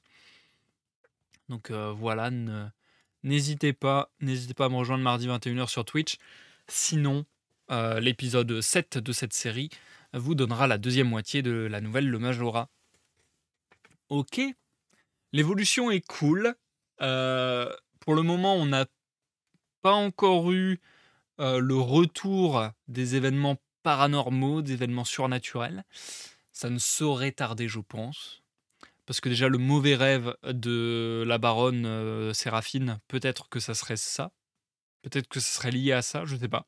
En tout cas, ce que j'aime beaucoup avec Hoffman, c'est que je trouve qu'il a un truc très sympathique, un peu le fusil de Tchekhov en quelque sorte. C'est-à-dire qu'il est capable de mettre des termes très précis, des images très précises, des idées très précises à un moment de l'histoire qui nous marquent. Et du coup, quand il va les réutiliser tout au long de l'histoire, ça nous revient en tête. À chaque fois qu'il a été question du punch fumé, je me suis dit, ah, est-ce qu'il va y avoir le fantôme? Est-ce qu'il va se repasser quelque chose comme ça? Donc ça te reproduit la tension du moment un petit peu tendu qu'il y a eu avec l'apparition, le revenant. Et donc à chaque fois ça te fait des fausses pistes, des faux espoirs peut-être aussi de ah là il va y avoir un truc paranormal, surnaturel, donc ça nous remet aux aguets comme ça. Et je trouve qu'il le fait avec plusieurs mots précis qui sont des mots qu'on va pas utiliser forcément tout le temps dans un discours, dans un langage parlé, etc. Bref, mais qui là sont disséminés et répétés à des moments stratégiques pour recréer de la tension, recréer de l'attention, L-A plus loin, T-E-S-I-O-N, et recréer de l'attention, L'-A-T-T-E-N-T-I-O-N. Et je trouve ça très bien vu, je trouve ça très bien fait. Le fait que voilà, le mot revenant aussi, là pour le coup, ça a carrément été souligné par le narrateur, parce que c'était quand la baronne a employé le mot de revenant, je crois, ou bien c'était Adélaïde, je sais plus. Mais en tout cas, quand quelqu'un utilise le mot de revenant, le narrateur lui-même dit que ça le rechoque. Donc, quand on parle de cheminée, de la pipe, quand on imagine que l'oncle va aller fumer sa pipe devant la cheminée, aussi le rappel à chaque fois de dire il était minuit, il était presque minuit. À chaque fois, ça nous remet dans cette ambiance de ah, est-ce qu'on va revivre un moment paranormal un peu traumatisant comme au début de l'histoire pour le personnage.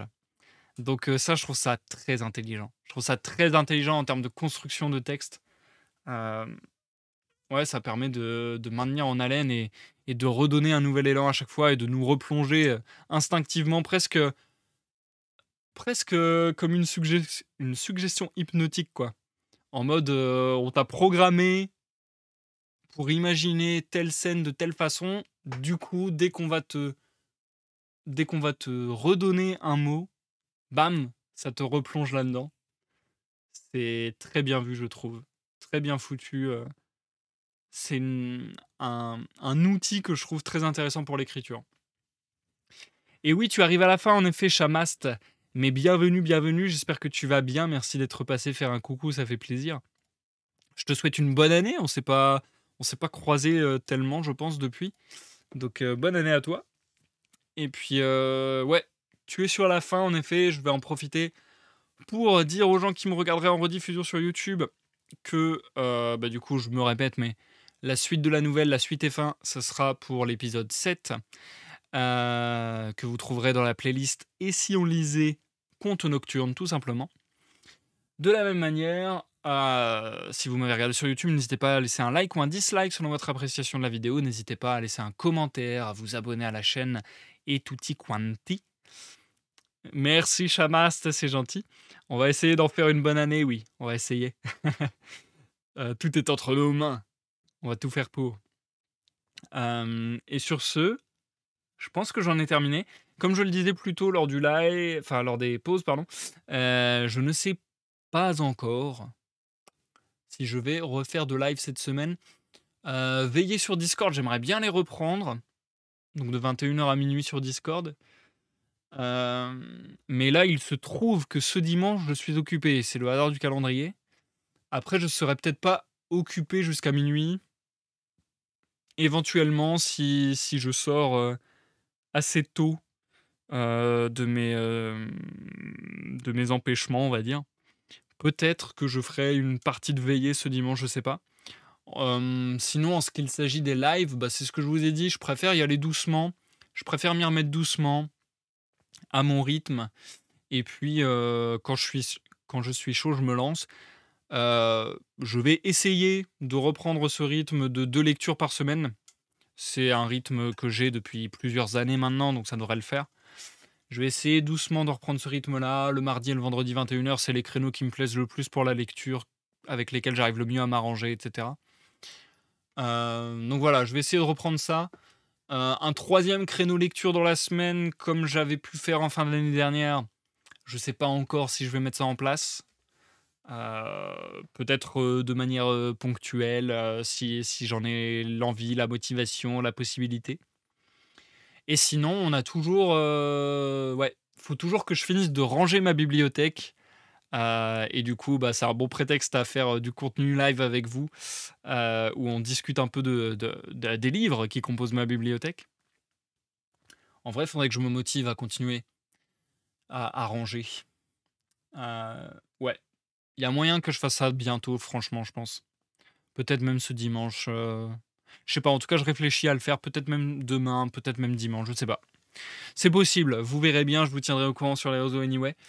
Et puis, il y a toujours le jeu Song of Nunu, League of Legends Story, qui est trop mignon, qui a ambiance en plus un peu hivernale. Donc, ça serait vraiment cool de faire ça maintenant. C'est tout mignon, c'est vraiment trop, trop attendrissant. C'est un jeu qui fait du bien, je pense, en plus. Donc, pourquoi pas. Et puis là, j'ai d'autres jeux qui me donnent envie, enfin bref. En fait, il y a plein de choses que je voudrais faire en live, mais bon. J'essaie aussi, de faire les choses de manière, réfléchie et bah, c'est ce dont je vous parlais lors des lives précédents. D'allouer le bon nombre, d'efforts, de temps, d'argent, d'énergie aux bonnes choses. Donc voilà. Vu que je travaille sur pas mal de choses et qu'il faut que j'avance sur beaucoup de choses aussi hors live, euh, je sais pas si c'est le bon plan non plus de carburer sur les lives et de faire passer un peu à la trappe d'autres choses. Mais bon, je m'interdis rien et je fais les choses quand j'en ai envie, etc. Le retour du jeu de rôle en live, franchement, je pense que c'est très improbable, Chamast. En tout cas, dans les temps à venir, je pense que ça sera très improbable. J'ai repris du jeu de rôle hors live. Ça fait déjà longtemps que j'en avais pas fait et ça me fait vraiment du bien parce que dès que je ne fais pas de jeu de rôle, ça me manque. Et dès que je reprends du jeu de rôle, je me dis que ça m'avait manqué et que ça me fait du bien d'en avoir dans mon quotidien. Euh, donc là, j'ai repris du jeu de rôle en off. Ça me fait trop du bien. Je kiffe trop. Et je pense que j'ai jamais été aussi proche, en même temps forcément. C'est juste de la logique. Mais j'ai un regain pour le jeu de rôle. En ce moment, je suis en train de lire Vampire la Mascarade version 5, par exemple. Ce qui me nourrit aussi un peu. Mais ouais, j'ai un regain et une envie de jeu de rôle et un réel regain de motivation à publier mon propre jeu de rôle. Ça, c'est quelque chose que je veux faire depuis longtemps et en ce moment, ouais, ça vient un peu me titiller. Mais bon, encore une fois, j'ai plein de projets, donc il faut que je fasse les choses dans le bon ordre, en allouant la bonne énergie, le bon temps, le bon argent. Donc voilà, faut que je m'organise, que je fasse ça bien, que je m'éparpille pas trop, que je fasse les choses une à une, que je laisse pas de choses, sur le côté, enfin bref. J'essaie de faire ça, à mon rythme, on va dire. Et du coup, quel jeu? Bah, en ce moment, je te dis, je suis en train de lire, Vampire la Mascarade, version 5, sans y jouer.